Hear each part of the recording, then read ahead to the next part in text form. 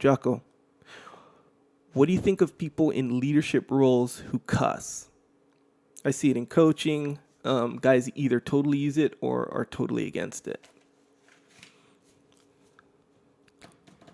So, swearing, cussing, using foul language. I think this is a pretty straightforward question. I can tell you that by no means am I a saint. And I was in the SEAL teams for 20 years. Mm-hmm. And when you've heard the term swear like a sailor, mm-hmm. there's actually a level beyond that, and that's swearing like a SEAL. Yeah. And so I've there's times in the SEAL teams where literally, every single word in a sentence would be, a swear word.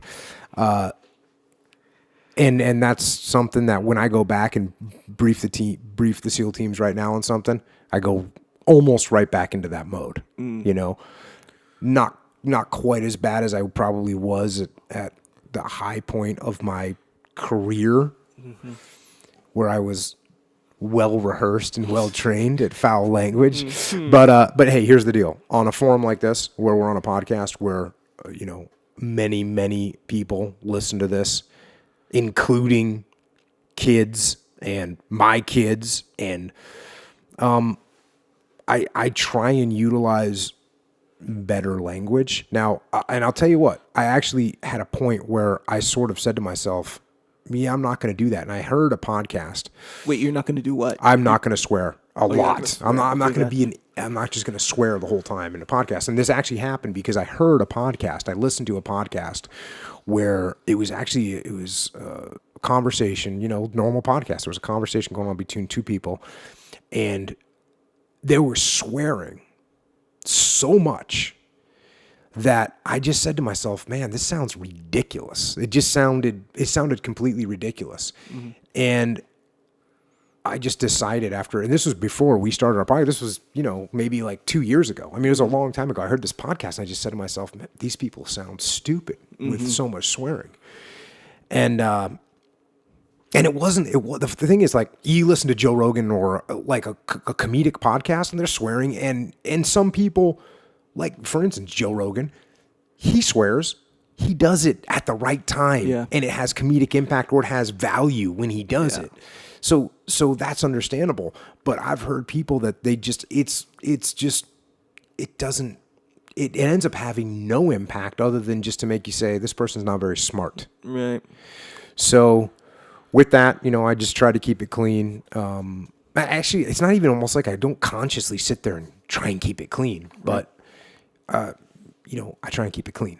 Yeah. Is that kind of like, how people, most of us have this, I don't want to say problem, but we always say like very similar. Like how it just did. Yes. And am doing that. So kind of like that. Yeah, it is. It's the same thing where when you hear someone saying like, as soon as you might not even recognize it at first because we're so used to hearing it. Yeah. But if you pick up on it and you're listening to a podcast and you start to hear someone do that, it's the same thing. You just say, wow, this person really sounds stupid. And they might be smart, but this person sounds really stupid, and I'm not going to sound like that. So that's pretty much where my opinion comes from and why. And you know what? I have had a couple people hit me up and say, hey, this is the only podcast that I listen to that my kids can listen to. Yeah. And that's kind of cool. I appreciate that. It's pretty humbling to hear that people are, sitting there listening to podcasts with their kids. Yeah. And I guess humbling is the wrong word, which somebody hit me up on Twitter. It's an honor. Right. And it's an honor that doesn't feel like I deserve, but it's an honor to hear somebody sitting around and say, oh, I listen to this podcast with my daughter, or I listen to your podcast with my son, and it's so many good lessons to learn. And that feels pretty good. Yeah. Yeah. And so if I was to throw that out the window so that I could drop some F-bombs, it doesn't really seem worth it. Yeah. Because what kind of a linguistic command do I have if the only way I can get my point across is by using foul language? Yeah. You know? And the funny thing is too is, well, I used to go, you know, when I was in the SEAL teams, I would go and literally, like I said, I would have whole sentence constructions that would be nothing but F-bombs, right? Yeah. And I would come home and in front of my six-year-old kid or whatever, I never swore in front of my kids. Mm-hmm. And people would be kind of surprised. Like if I had a SEAL buddy over and they'd hear me talk in my house and they'd say, how do you even do that? How do you? And I don't know why, I've just been able to do it. So that was another thing. You know, these podcasts, when you go on the interwebs, they're there for, I hate to say it, but they're there forever. Yeah, in a way. I mean, you can take them down, but these are out there. So if you want to be represented that way for the rest of your life, then you got to be a little bit careful about what you're saying. Yeah. Yeah, that's because I kind of like swear. No, I don't like to swear, but I like when people swear and stuff. I think but just like how you were saying, like, for example, Joe Rogan, like he'll swear and sometimes he'll swear a lot, but it's perfect. It's funny when it needs to be funny. It emphasizes, you know, a certain emotion when it needs to. It's perfect. And that's kind of the reason why I like it. Because sometimes it can be really funny. It can be fun to do. But overall, there's a certain kind of, you can't help but kind of respect someone who doesn't like use the word like all the time, or that doesn't say all the time, or who doesn't say you know all the time, or know what I'm saying, or whatever, and can control that. And I think swearing is yet another one of those things that some people, it's more of a weakness where they don't know how to use it really. Right, they just swear because they swore. My parents swore, so I swear. Who cares? Kind of thing. Yeah.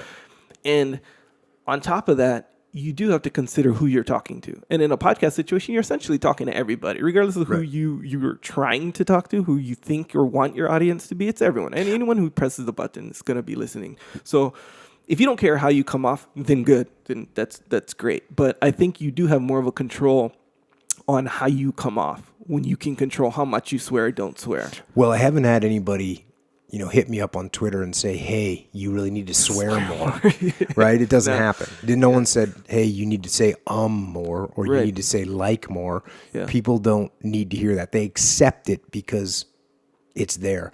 And I'll tell you the first time I used to take my son out occasionally to various SEAL training sites, you know, in order to inoculate him to violence and firearms and machine guns and war. Sure. And yes, you people can all call child services on me.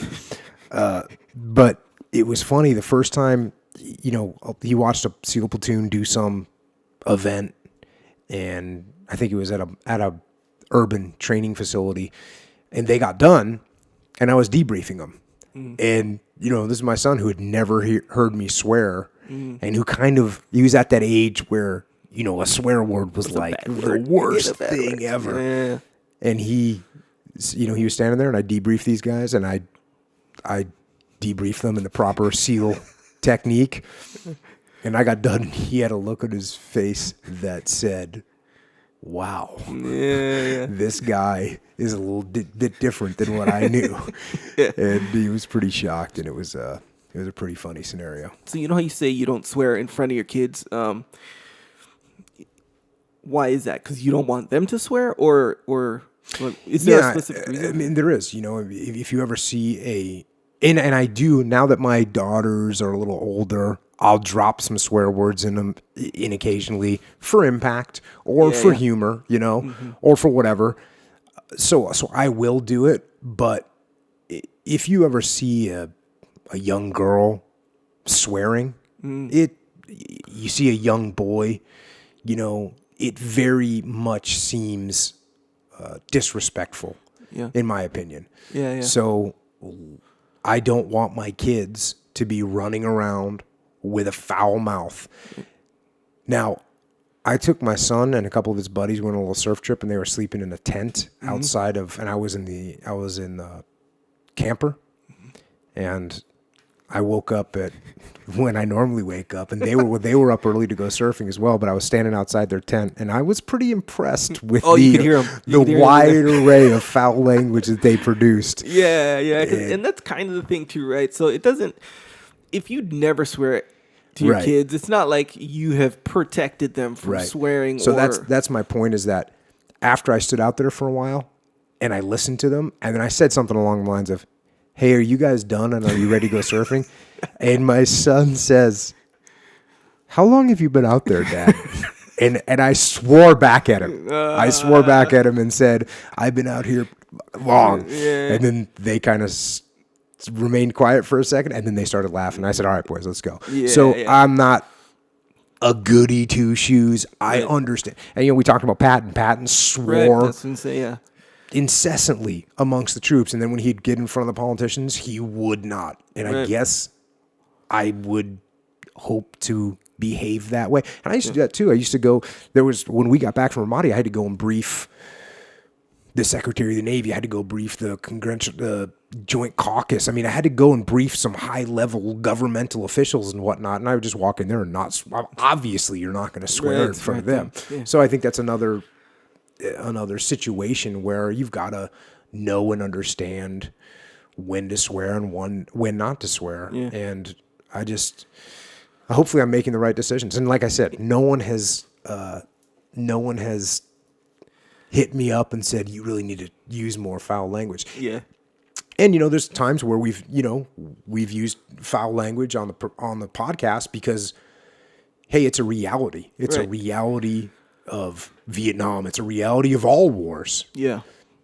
So to exclude it like it doesn't exist is not what I'm trying to do here. Yeah. And that's kind of a big, in my opinion, a big deal when someone, you can tell they're actively pursuing not swearing, where in any kind of, especially in a casual conversation where they're about to say something and then they use like, I don't know, sugar, I don't know, those obvious replacement words, which there's nothing wrong with it, but it does kind of make you think, oh wait, like we can't just be ourselves right now, like I don't know, it feels like you might not be able to relate to it. You know what's interesting is you've seen Full Metal Jacket, and just an amazing movie about the Marine Corps, and the whole first 45 minutes is boot camp, and it's played by Lee Ramey, I think is his name, and he was a real drill instructor, and so he just nails it. And I remember when my son was 6 or 7 years old, I thought to myself, I'll play him some of this movie.